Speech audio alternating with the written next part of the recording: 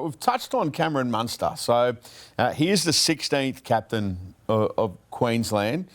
I spoke to Harry Grant earlier today and said, do you think he'll change anything? He said, no, he shouldn't change anything. I'm more talking about his persona and still being the pest, the larrikin and so forth. But I've got a feeling that Cameron is really going to relish that C next to his name. I think it will. It'll have to have some change to him because this is a big responsibility. I think he might carry himself a little bit different in training, but I think he'll. I think when it comes to the game, I think it'll bring the best out in him. Yeah, I agree, Locky. I think he'll lead by example. We've become used to seeing little bits that are different of his play, and I don't think he'll change the style of the game that he plays because he is and can be so creative. He's one of the guys that is a vital member of our side, and he's got that tag over the years by performances that have been way above most people in Origin history. So it's a situation that he's got the chance now, and I think that just because he's got the C in his name, I think we're not going to see a problem issue for him. I'll go to both of you on this one, starting with you, Locky. If your phone was to ring and it's Cameron Munster, just to say, hey, Locky's a former captain, what advice you got for me? What would you say to him? Oh, well, first of all, congrats. You deserve it. Also comes with responsibility. So I think just encourage your team to get their prep, nail your prep, get that right. And then on game night, lead with your actions. Words they're there from time to time, but at the end of the day, it's what your actions do on game night will be the most important thing. Yeah, in all the games that I've watched him play, particularly the ones for Melbourne Storm, he's been the guy that's led by example. His play, his creativity has certainly been something that's excited those around him and inspired those around him. So it's something that I don't think is going to have much of a shock role for him. When he is the creative player in a team, that sort of has a fair bit of leadership attached to it, and I think that will continue this time.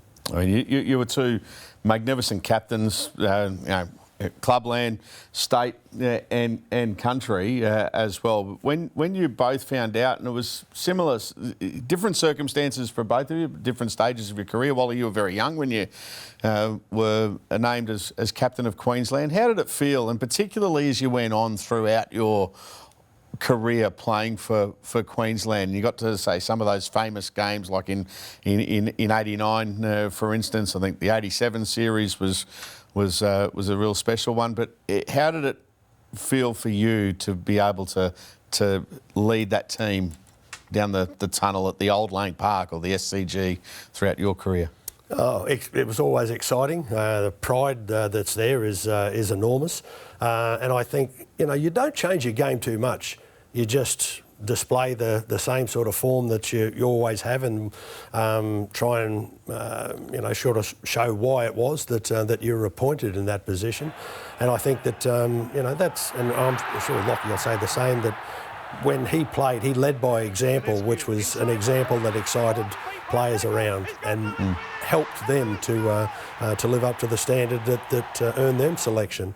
And if it's something that has been part of our game in the build-up, why change it? You're not going to change it and play a completely different game. You just display the same sort of form that got you there in the first place.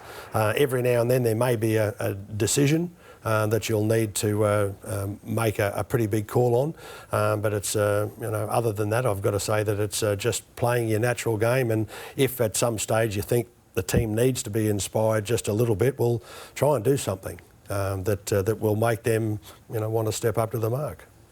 All right. Yeah, it's obviously a huge honour, and my first time I captained Queensland was 2001. Alfred recently retired, gone to England, and Gordy injured his neck. So I was sort of, it all happened pretty quick for me. I remember I was captain of Game 3, and Alf came back from England for Game 3 in 2001.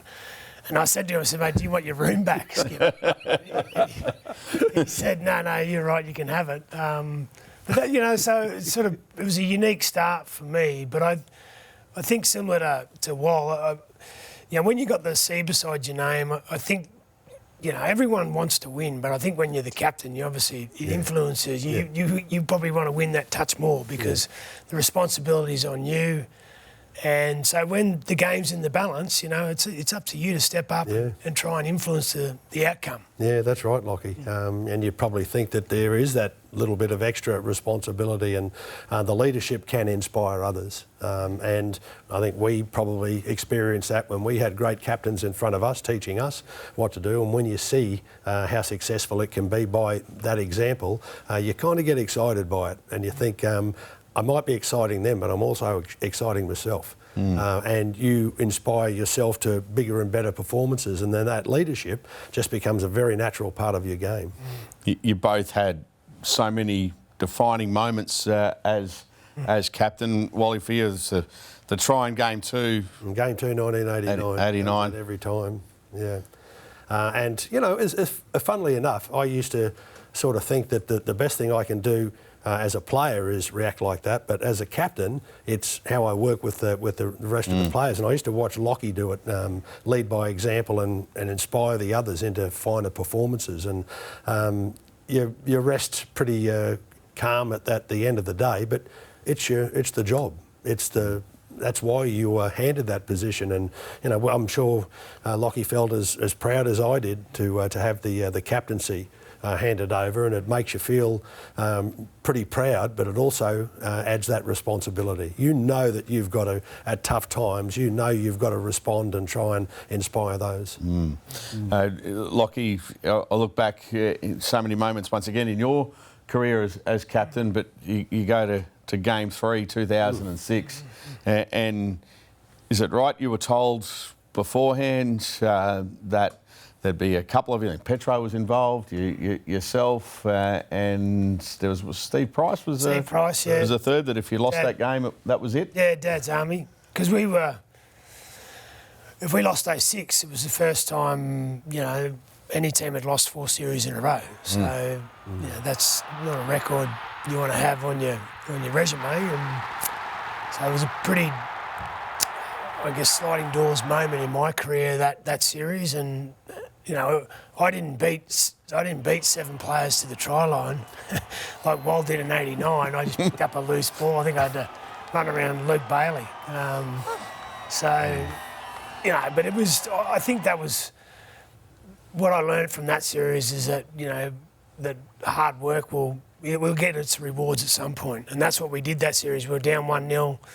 After Game 1, we came back. We won Game 2 pretty well in Brisbane, and then Game 3, we were down, you know, with 10 minutes to go, and we were able to fight our way back with 2 tries late.